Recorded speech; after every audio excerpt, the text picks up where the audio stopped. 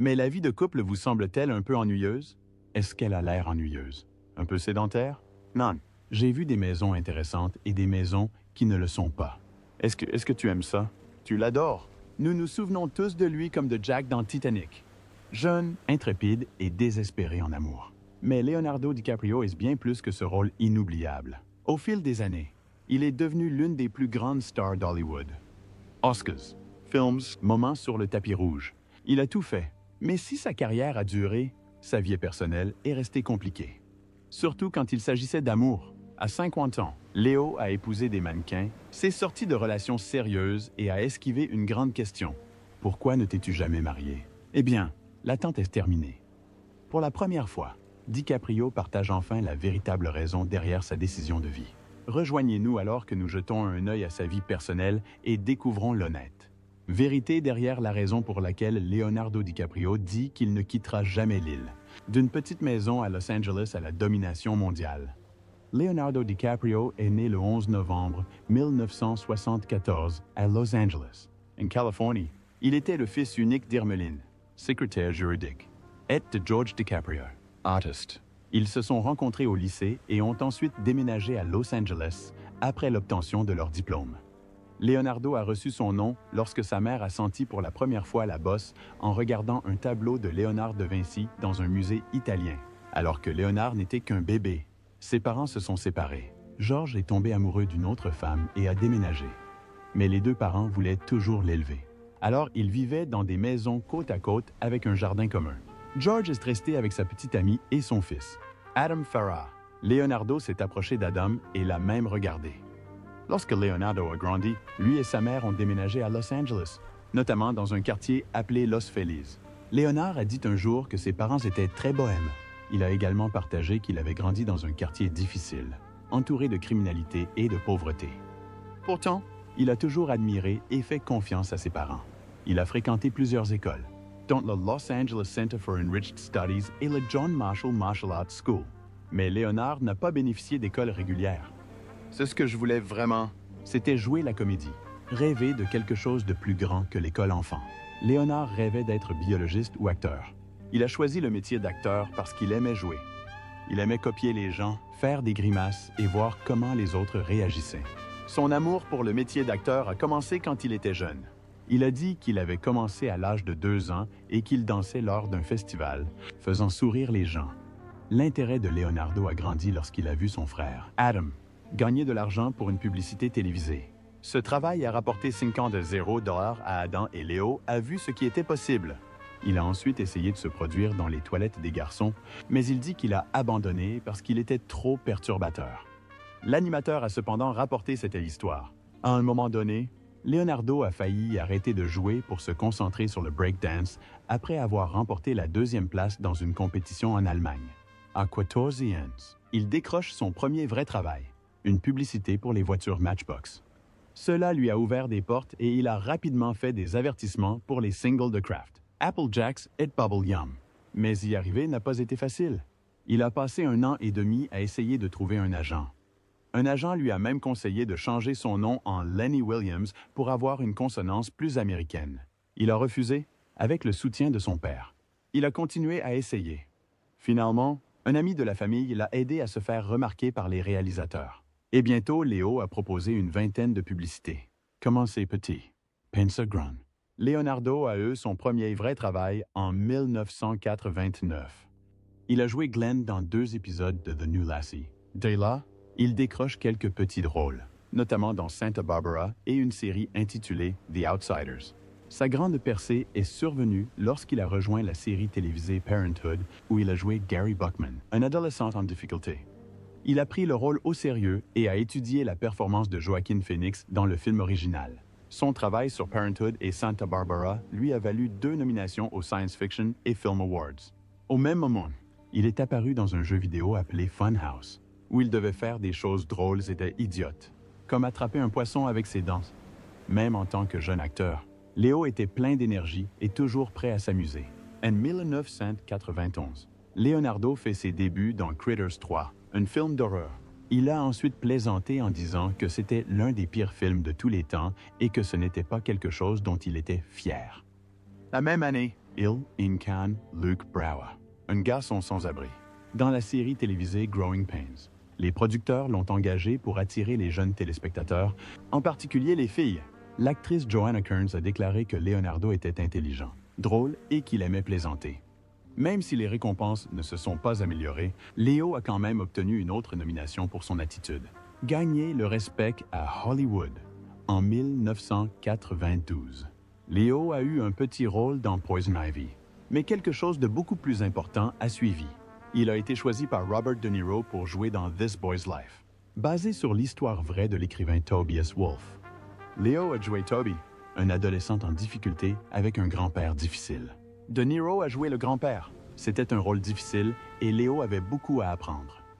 Le réalisateur Michael Caton Jones a déclaré qu'au début, Léo ne savait pas comment jouer sur un vrai plateau. Il a donc utilisé un style strict pour lui apprendre. Léo a pris les leçons au sérieux. Le film a remporté le prix, notamment pour la façon dont Léo a montré la croissance de son personnage.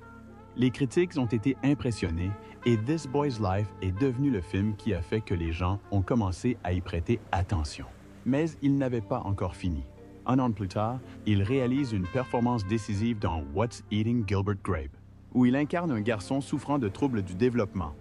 Ce rôle lui a valu sa première nomination aux Oscars.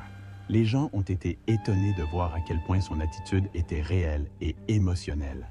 Leonardo a continué à grimper. Il a chanté des chœurs dans les films romantiques Roméo et Juliette en 1996 et Titanic en 1997. Tous deux ont été d'énormes succès, en particulier Titanic, qui est devenu le film le plus grossier de son époque. Cela a fait de lui une superstar mondiale. Soudain, tout le monde savait qui était Leonardo DiCaprio. Les fans l'adoraient, mais il ne voulait pas rester coincé à jouer le rôle du gars romantique pour toujours. Il a donc fait une pause et est revenu avec un nouveau plan. Je voulais essayer différents rôles. En 2002, il a assuré les chœurs sur Catch Me If You Can et Gangs of New York.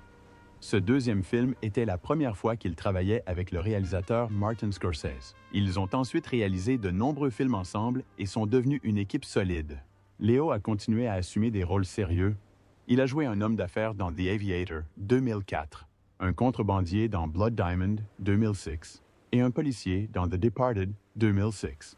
Chaque rôle a montré une nouvelle facette de lui. En 2008, il incarne un homme marié dans Crisis on Revolutionary Road.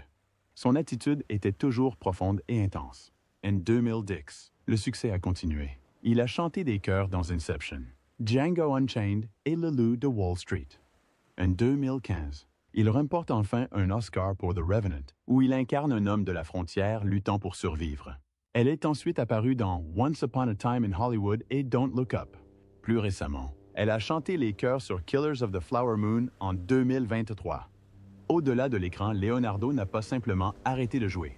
Il a créé une société appelée Appian Way Productions. Il a contribué à la production de plusieurs de ses films et d'une série télévisée intitulée Greensburg. Il est également devenu connu pour autre chose, la protection de la planète. Il a créé la fondation Leonardo DiCaprio pour sensibiliser à l'environnement. En 2005, il a fait à la France un grand honneur en le faisant commandeur de l'Ordre des Arts et des Lettres pour son œuvre dans le domaine artistique. Et en 2016, il est devenu l'une des personnes les plus influentes au monde. Il est également devenu messager de la paix des Nations Unies. Cela signifie qu'il parle de problèmes mondiaux, en particulier du changement climatique. Au fil du temps, c'est devenu un symbole de l'utilisation de la célébrité pour quelque chose de plus. En 2022, les fans l'ont élu l'un des 50 plus grands acteurs de tous les temps dans un sondage auprès des lecteurs d'Empire. Pourquoi Leonardo DiCaprio ne s'est-il jamais marié? Cette question le suivait partout. Et maintenant, à 50 ans, Léo est enfin prêt à y répondre. Mais pour comprendre le contexte, regardons de plus près leur relation depuis le début. L'acteur qui a épousé les femmes les plus célèbres du monde. Leonardo DiCaprio a toujours fait de l'actualité, que ce soit pour ses films ou sa vie amoureuse. Depuis le film Titanic, les gens se demandent qui va se marier. Au fil des années, il a été lié à de nombreuses femmes célèbres, notamment des mannequins et des actrices. Et oui, c'est devenu une sorte de modèle. L'un des premiers noms qui lui sont associés est celui de Bridget Hall. Elle était un mannequin populaire de Victoria's Secret dans les années 90. Les deux ont été vus en même temps et les gens pensaient qu'elle était la première petite amie de Léo. Puis est arrivée Naomi Campbell, un autre mannequin célèbre. Leur relation présumée aurait eu lieu dans les années 90.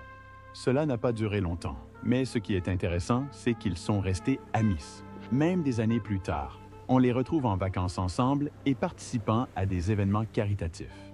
En 2015, le rappeur 50 Cent a publié une photo disant « Vous pouvez essayer de vivre sans limite » avec Campbell et DiCaprio sur la photo.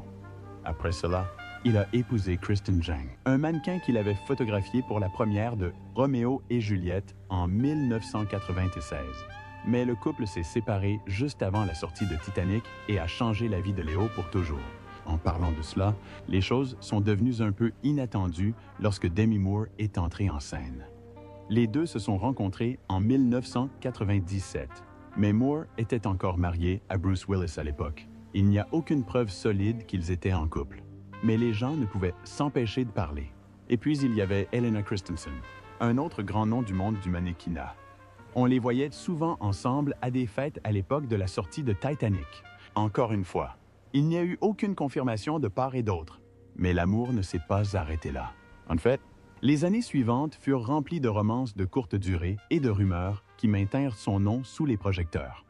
Courtes romances et rumeurs non confirmées. Amber Valletta était l'une de ses soi-disant flammes. Selon Gossip, à cette époque, Léo a vu sa photo dans un magazine et a demandé à ses proches de l'approcher.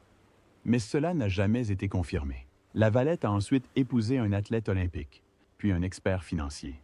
Un autre nom qui est venu à l'esprit est celui d'Eva Hertzigova, une mannequin tchèque. Ils auraient eu une courte histoire d'amour de 2 mois après avoir rencontré le lauréat du prix de l'homme au masque de fer. Mais ensuite, Eva a prétendu que rien de romantique ne s'était jamais produit. La première relation à long terme a duré 6 ans, de 1999 à 2005.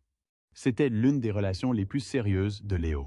Les deux hommes ont même visité ensemble la forêt amazonienne en 2004 pour attirer l'attention sur les problèmes environnementaux. Gisèle a déjà partagé sa version de l'histoire dans son livre de 2018, Injuries, My Path to a Meaningful Life. Elle a écrit « Je ne m'ennuyais plus de fumer, de boire et de travailler trop. Je devenais de plus en plus conscient de choses que je n'avais pas choisi de regarder. Étais-je le seul à vouloir faire un sérieux examen de conscience tout en restant le même? Finalement, malheureusement, la réponse était oui. Gisèle a ensuite épousé Tom Brady et a fondé une famille.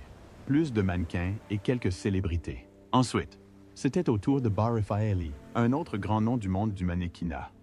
Les deux se sont rencontrés lors d'une fête à Las Vegas et sont restés mariés pendant 5 ans.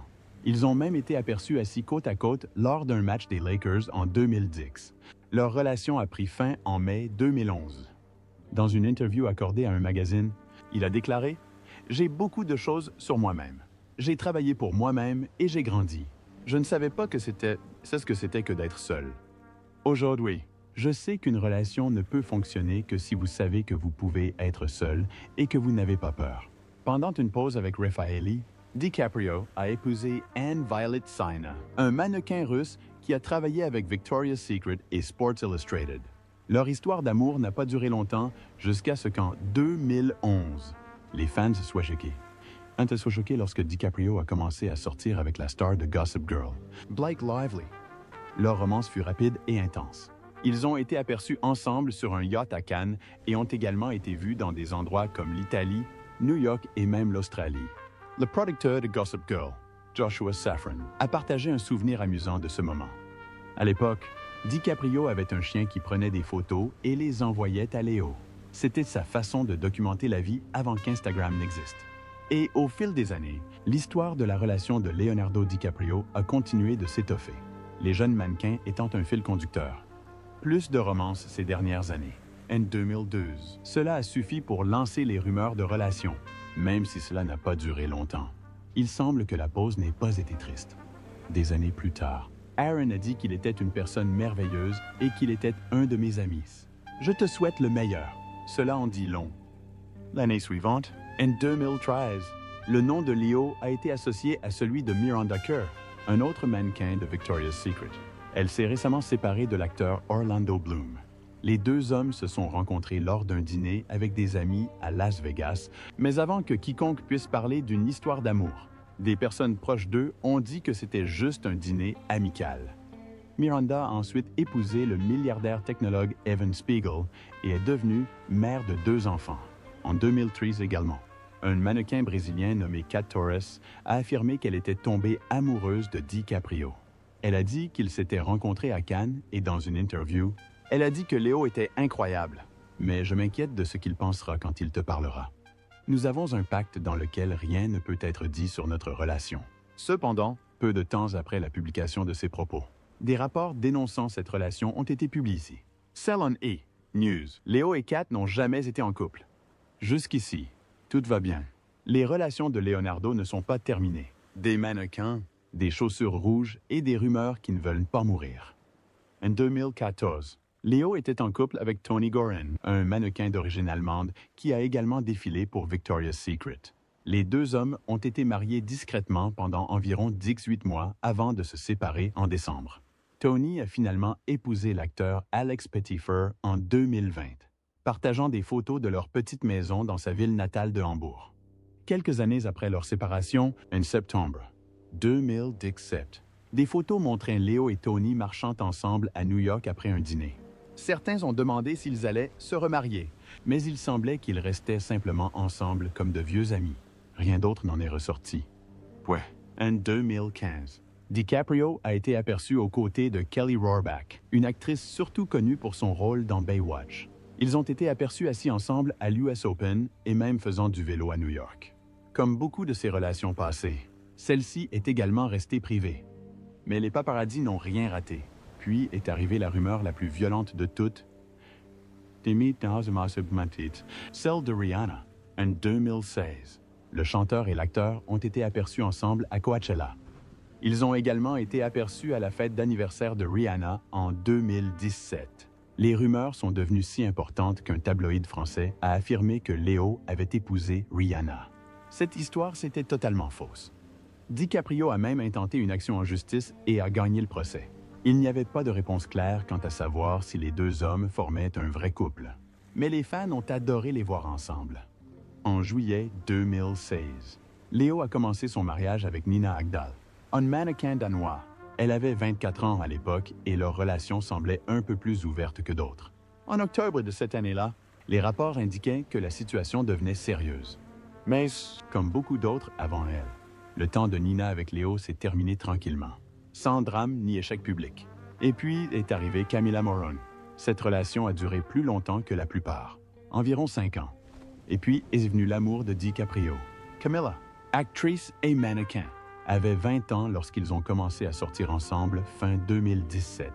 Léo avait encore été aperçu avec Nina en mai de cette année-là. Mais au final, Camila était clairement la personne à ses côtés. Leur relation a reçu beaucoup d'attention, principalement en raison de la différence d'âge. Les gens en parlaient constamment sur Internet. Camila n'est pas restée silencieuse. Elle est venue sur Instagram et a dit « Mon Dieu, les gens sont tellement méchants et en colère contre les gens qui ne savaient rien. » Elle a ajouté « La même année, elle a également parlé au Los Angeles Times. » Camila a dit « Et dans l'histoire du monde, où les gens ont de grandes différences d'âge, je pense que n'importe qui devrait pouvoir épouser qui il veut. » En même temps, a-t-elle admis « J'aimerais probablement aussi le savoir. » Sur une note touchante, elle a un jour posté une photo d'elle à Koh Phi Phi en Thaïlande, la même île où DiCaprio a filmé The Beach en 1999.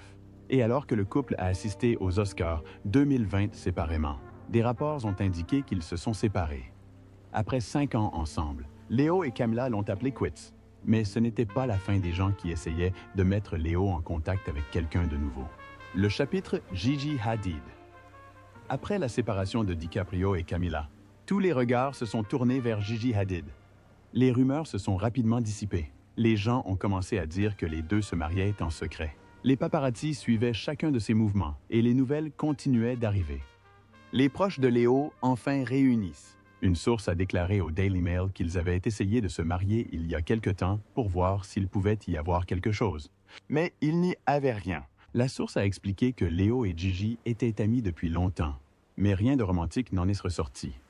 Ils lui ont également dit qu'ils n'étaient pas dans une relation ouverte et qu'ils n'avaient rien en commun. Il fallait juste que les gens laissent tomber ça. Ni Léo ni Gigi n'avaient rien en commun. Et maintenant, Gigi est en couple avec l'acteur Bradley Cooper. Alors, y avait-il quelque chose de réel entre Léo et Gigi? d'après ceux qui le connaissent. Non, juste de l'amitié et rien de plus. Mais avec DiCaprio, les histoires semblent toujours grandir. Sa vie privée est restée privée, même lorsque le monde est devenu un film. Mais dernièrement, un nom s'est démarqué des autres. Quelqu'un qui semble être plus qu'une simple publicité. Après des années de petites étapes et de pauses tranquilles. La dernière relation de DiCaprio fait parler d'elle pour une raison différente. Leonardo DiCaprio et Vittoria Soretti.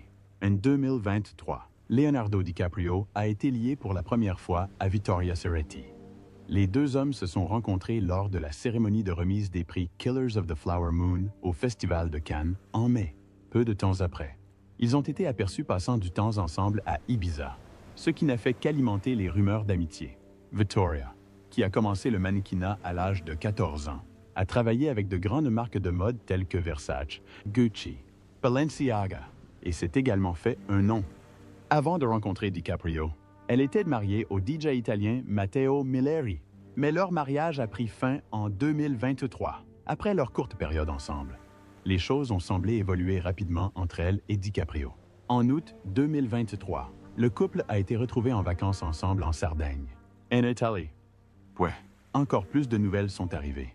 Les fêtes de Noël, le concert des Rolling Stones à Las Vegas, le concert à Miami et même la célébration du 49e anniversaire de DiCaprio à Los Angeles.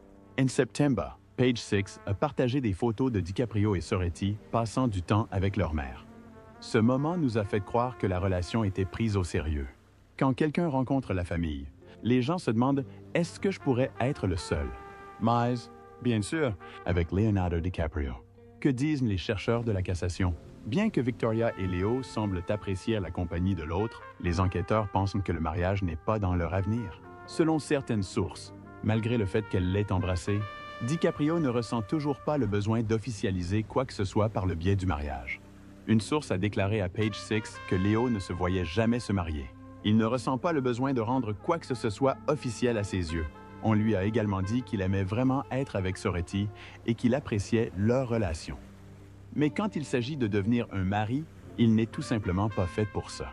Cette nouvelle pourrait ne pas plaire à tout le monde. Un autre chercheur a partagé que Vittoria Soretti a pour mission de devenir madame DiCaprio.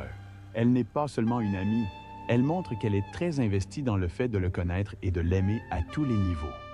Elle n'est pas juste une autre amie trophée, a déclaré la source à In Touch Weekly. Ils ont ajouté quelque chose d'intéressant. En fait, il joue très bien ce rôle parce que Léo a un côté très geek et quiconque va rester à ses côtés à long terme dans sa vie doit le soutenir. Alors que Léo est connu pour son image cool d'Hollywood, il semble qu'il ait aussi un côté plus calme et plus personnel. Et Soretti pourrait bien être le genre de femme qui comprend cela. Cependant, si vous attendez la petite maison, les chercheurs disent que ce sera peut-être une bataille que vous ne pourrez pas gagner. Pas de trophée, mais beaucoup de moments publics. Les gens ont commencé à spéculer lorsque Victoria a été retrouvée avec un trophée en diamant. Certains fans pensaient que cela signifiait que Léo avait fait sa demande. Mais Victoria faisait partie de sa collection de diamants depuis 2022, avant même de rencontrer DiCaprio. Pourtant, les fans ont plaisanté en ligne en disant que Léo était peut-être prêt à se reposer. Il a atteint 50 ans et a réalisé qu'il était enfin temps de se reposer. MDA. Une personne plaisantait, mais selon ses proches, la petite maison n'a toujours pas quelque chose de spécial. Gisele Bündchen, Ba Raffaelli, Camilla Moroni. Pourtant, il n'a jamais été question de se marier. Chaque fois qu'une relation devenait sérieuse, quelque chose la retenait toujours. Même s'il a maintenant la cinquantaine, le schéma semble se poursuivre. Sa relation avec Vittoria Soretti pourrait être spéciale. Eh oui, le futur. Bon, c'est une autre histoire du soir. Revenez à la cinquantaine et pensez à l'avenir. Leonardo DiCaprio a eu 50 ans le 11 novembre 2024. C'est un énorme miracle pour quiconque. Et pour quelqu'un qui est dans la série depuis si longtemps, les gens ont naturellement commencé à se demander quelle est la prochaine étape. Étonnamment, DiCaprio a déclaré qu'être père était toujours quelque chose qu'il souhaitait. Dans une récente interview, DiCaprio a déclaré « Je suis sûr que ce sera le cas. Mais c'est vrai, je ne rajeunis pas. » C'est la première fois qu'elle s'ouvre vraiment sur son désir d'avoir des enfants. Cela ne signifie peut-être pas que le mariage va disparaître, mais cela montre que vous envisagez la vie différemment maintenant. Pourtant, les gens qui le connaissent bien disent la même chose. Ils ne s'attendent pas à ce qu'elle se marie. Une source a déclaré au Fils que la véritable passion de Léo était le métier d'acteur. Les relations sont souvent complètement immergées dans chaque rôle, ce qui les rend incroyablement réussis. C'est le schéma que les gens observent depuis des années. Il épouse des femmes plus jeunes. Il apprécie le temps passé avec eux. Mais lorsque les choses commencent à devenir sérieuses, il se concentre sur sa carrière. Mais il y a une chose dont tout le monde se souvient. Leonardo DiCaprio est un acteur dévoué. À ses débuts, il a travaillé avec Robert De Niro sur le film This Boy's Life. Cette expérience a changé sa vision du métier d'acteur. DiCaprio a dit un jour au Guardian, « J'ai regardé son travail. J'ai réalisé quel calibre d'acteur il était. Et je me suis dit, je ne vais pas manquer cette opportunité. » Et il ne l'a jamais fait. C'est ce même dévouement qui l'a propulsé au sommet d'Hollywood. C'est aussi ce qui l'a peut-être arrêté. Alors que les fans et les médias continuent de se demander si DiCaprio reviendra, la réponse pourrait être jamais. Il est content de Victoria. J'apprécie de passer du temps avec elle. Mais à ses yeux, la cassation n'est pas nécessaire. Que pensez-vous de la vie personnelle de Leonardo DiCaprio? Changera-t-il un jour d'avis sur la cassation? Partagez vos réflexions dans les commentaires ci-dessous. Et n'oubliez pas d'aimer, de vous abonner et de rester à l'écoute jusqu'à la prochaine fois.